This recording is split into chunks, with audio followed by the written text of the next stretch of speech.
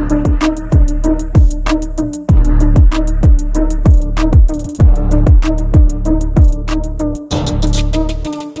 there, and welcome to the Work-Life Balance podcast with Yulia. This is a place to find out what's going on in Ukraine these days and listen to the stories of its people. I'm creating a kind of space where life inside the war is told through personal things, reflections, desires, and dreams. And in today's episode, we speak about how Ukrainians live through constant blackouts. Stay with me till the end.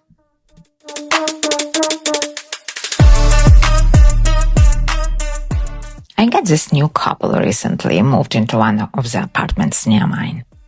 I'm putting them into the newcomers category purely because of the new sounds they imported.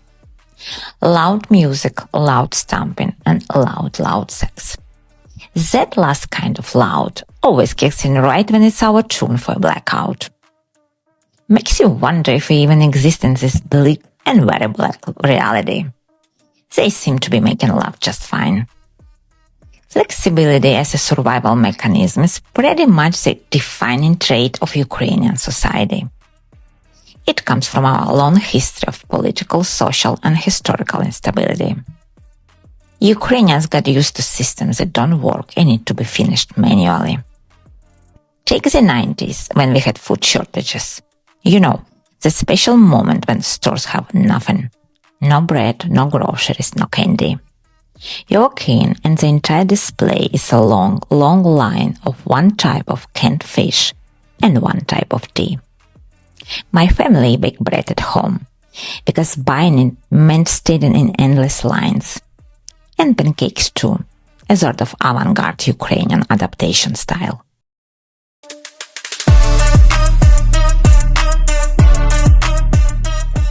And when the 90s came, with all those technical and economic failures in the energy sector, we spent more than one winter with scheduled outages. I'd sit with my grandmother by candlelight, playing board games or doing school homework. There was no internet, no power banks, no EcoFlow power stations or rainbow flashlights. Just candles. I'm not comparing them now, only pointing out how this habit of flexibility and adaptation forms. Today the situation with electricity is different. Russia's been systematically hitting Ukrainian power plants and substations for the fourth year in a row. And yes, society's adapted again, thanks to that same flexibility and a social mirror effect. A few people find an effective solution, others copy it. That's how this everyday survival culture appears, powered by extreme creativity. I don't remember how it all started in 2022, whether generators came first or we had an EcoFlow period before that. Whatever the order was, I just remember that after a short, shocking period of adaptation, generators became a steady part of our lives during late autumn and winter. That's exactly the time of the year when Russia usually starts hitting the grid. The colder it gets, the stronger the unyielding desire to freeze us, to intimidate us. But again, we adapt. It's not our first rodeo, as people like to say. So how does it all work? That's the question I get the most. When an energy grid is hit, we go through what you could call emergency blackouts. Most of the power is knocked out at once, with no clear rolling schedule and some unpredictability. Usually it hits in the early morning after a night air assault. Payments and services might stall for a couple of hours. I always say that's when the magic happens. Every possible business or supermarket drags out generator, and suddenly almost everything works again.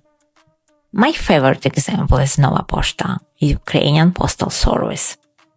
They always deliver on time, generators humming, every branch lit up, no parcel delays. You can even charge your phone inside if you need to. It's a kind of everyday miracle that the postal service stay punctual during blackouts. That's what necessity does. Creativity becomes the only winning card. All Ukrainian businesses are playing that card to survive the winters.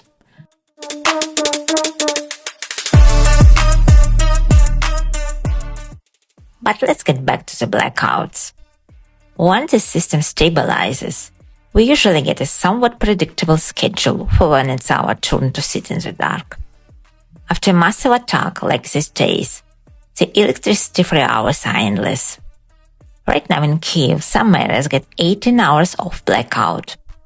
I've had days with only 3 hours of power during working time. You know, the tiny windows when you try to cram in everything, run the dishwasher, cook for the whole day, charge anything that depends on electricity. It's impressive how much a person can pack into such a short burst of light. As for how we know when it's our turn, that part is easy. Ukraine's a highly digitalized country. We have an app for every emergency, and blackouts no exception. When my area is about to go dark, I get a notification 25 minutes before shut-off. Same when the power is coming back. They also send the full schedule for the next day, so anyone ambitious enough can attempt to organize their life around it. In Ukraine, late autumn and winter get dark very early. By 3:30, if the weather is gloomy, you already need to turn the lights on at home. And when there's no light at all, our days and evenings demand a lot of imagination and creativity to get through.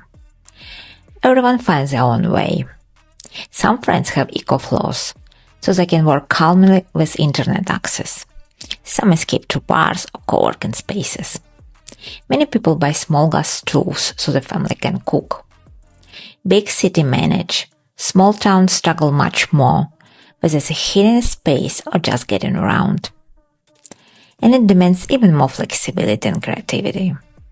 My mom, even though she lives in a big city, used to go to our dacha during long stretches without electricity or heat. A dacha is a little patch of land with a tiny house that many Ukrainians have. In winter she would stock up on a firewood, heat the place, cook on the stove, and finally have hot food. At home, I set up a little space lit by tiny string lights.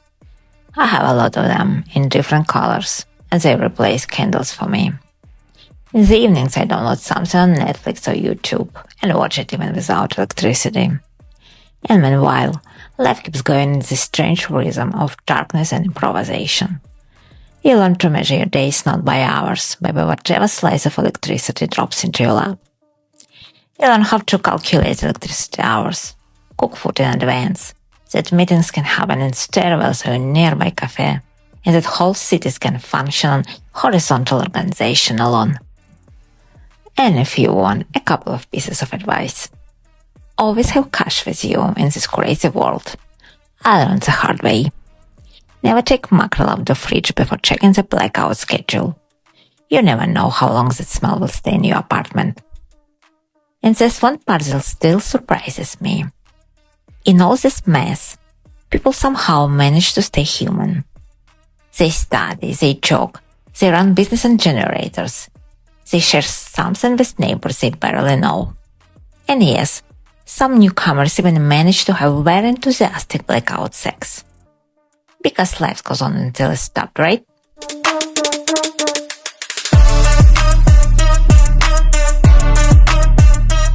And that's where I leave you for today.